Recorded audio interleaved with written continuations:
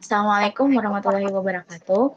Kami dari kelompok 3 kelas B yang berisikan saya Salsabila Nur Hidayatullah, Misha Siva Putri Ihsani, Amanda Nurhat Fitri, Anika Nadra Hamida, Mutiara Afifah, dan Povi Haifa Azaria, dan Regita Mulyani. Baiklah, kami akan menjelaskan tentang penggunaan web NCBI tentang gen interleukin 10. Materi pertama akan dijelaskan oleh Povi. Kepada Povi, dipersilakan. Baik, terima kasih moderator. Kita di sini akan mencari gen IL10. Di sini pada database kita ketik yaitu IL10. Lalu dicari.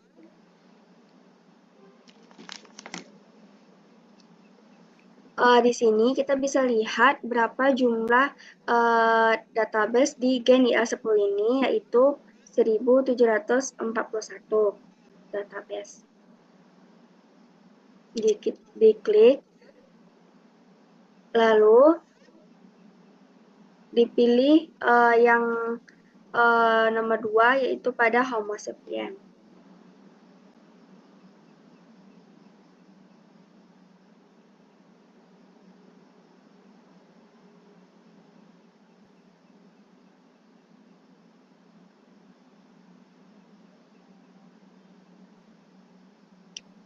Nah, di sini kita akan mengetahui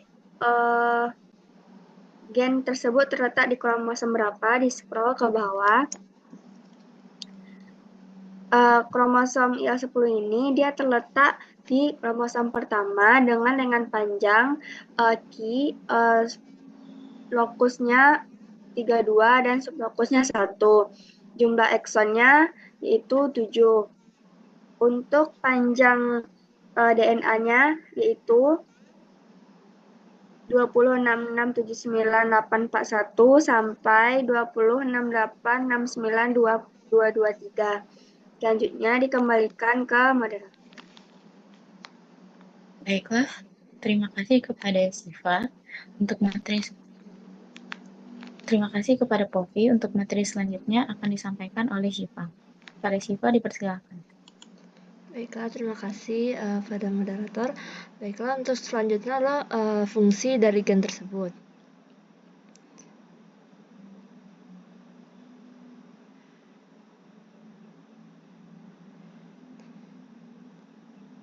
Nah, di sini dapat dilihat fungsi dari gen IL10 ini memungkinkan aktivitas sitokin, lalu ada memungkinkan untuk aktivitas untuk memungkinkan aktivitas faktor pertumbuhan, lalu ada memungkinkan pengikatan reseptor interleukin 10, ada memungkinkan pengikatan protein dan memungkinkan aktivitas dimersasi protein. Lalu selanjutnya untuk jumlah artikel yang berada di PubMed. Baiklah, di sini dapat dilihat artikel terkait dengan gen ini.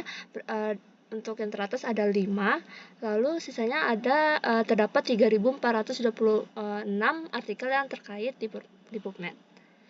Lalu selanjutnya artikel fungsi yang terkait di sini dapat dilihat untuk yang teratas ada 10 yang berada di sini dan sisanya ada 2.663 artikel yang terkait. Baiklah, terima kasih. Selanjutnya pada moderator dikembalikan. Baiklah, terima kasih kepada Siva. Untuk materi selanjutnya akan disampaikan oleh Gita. Kepada Gita, dipersilakan. Baiklah, terima kasih kepada moderator. Selanjutnya kita dapat mencari penyakit apa saja yang terkait dengan gen IL10 ini. Kita dapat melihat di phenotypes di bagian associate condition-nya terdapat 3 penyakit yang terkait dengan gen IL10 ini. Yang pertama ada graft versus host disease, susceptibility itu. Lalu yang kedua ada rheumatoid arthritis. Lalu yang ketiga ada susceptibility to HIV infection atau infeksi HIV. Lalu Selanjutnya, kita dapat melihat proses apa saja yang terlibat dalam gen IL-10 ini. Kita dapat scroll ke bawah terlebih dahulu. Di bagian General Gen Information.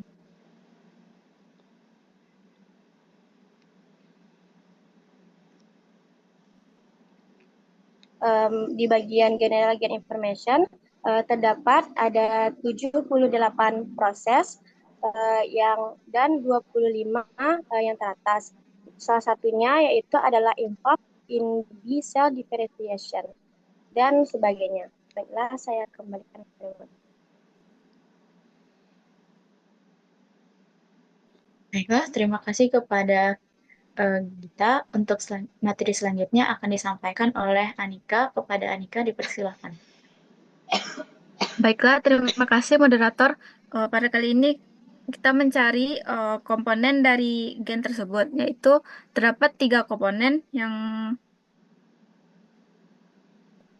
3 teratas komponen. Yang pertama yaitu terletak di wilayah ekstraseluler, yang kedua aktif di ruang ekstraseluler, yang ketiga terletak di ruang ekstraseluler. Lalu selanjutnya kita akan mencari reference sequence dan accession number. Untuk mencari reference sequence kita terdapat pada di bagenomik tersebut terdapat angka NG012008, itu reference sequence-nya. Lalu diklik gen bank.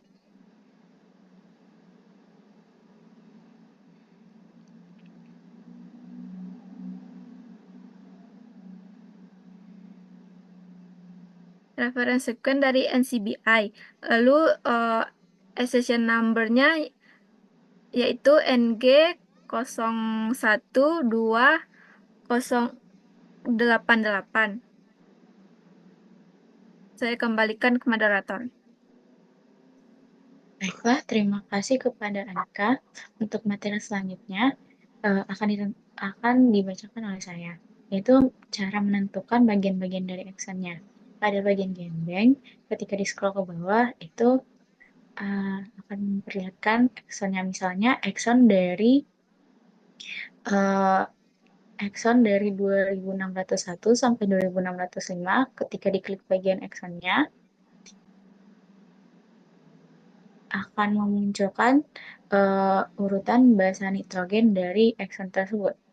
Lalu untuk materi selanjutnya yaitu akan dibacakan untuk materi selanjutnya oleh Mutiara. Kepada Mutiara dipersilakan. Baik, terima kasih kepada moderator. Pertanyaan selanjutnya yaitu reference sequence untuk mRNA dan panjang nukleotidanya. Di sini kita dapat klik pada nomor 1 yaitu NM000572.3 untuk melihat referensinya. Kemudian pada referensi tersebut kita dapat lihat bahwa panjang nukleotidanya yaitu 1630 base pair. Kemudian untuk fungsi dari beberapa urutan mRNA-nya dapat kita scroll ke bawah pada bagian summary. Nah, pada summary tersebut kita dapat lihat protein yang dikodekan oleh gen ini adalah sitokin yang dihasilkan terutama oleh monosit pada tingkat lebih rendah oleh limfosit. Sitokin ini memiliki efek pleiotropik dalam imunoregulasi dan peradangan.